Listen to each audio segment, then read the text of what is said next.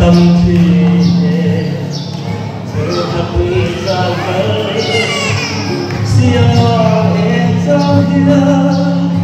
lung lên vòng vòng ô thơ thật quý lên xia em biai kini kalung di dekhan akhir me om sia anwa wakao ayen me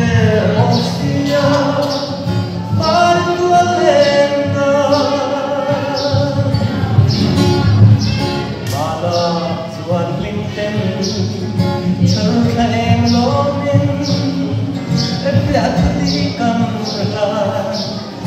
lên đầu thật vai đồ người dòng khâu thân tôi kiên gian hiền lung lên vùng vùng ô chân thật quý lên xia lên nhai khi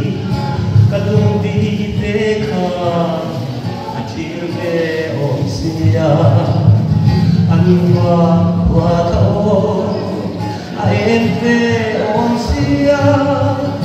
ban tua lên lung lên ruộng mi hia ruộng lạt la thir hia na khâu ban đêm lên em đi cả tắc thân tung lên ô các mắt lên ô sơ thật quý lên xia lên vì ai khi cả lung đi về khăn khi về ôm xia anh qua khâu em về ôm xia ban tua lên anh đồ mết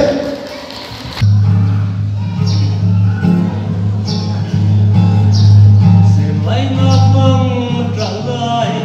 vang thầy lâu tin lại em cứ nắng chờ lâu xua mưa rung yang trên đã răng cằn lên lại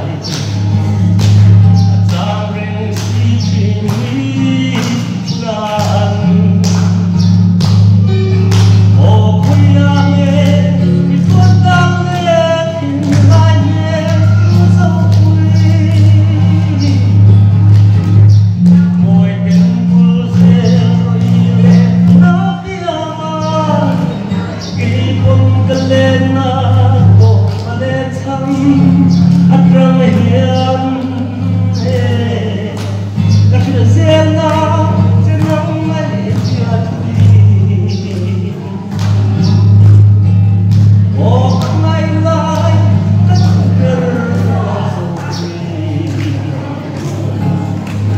Hãy go,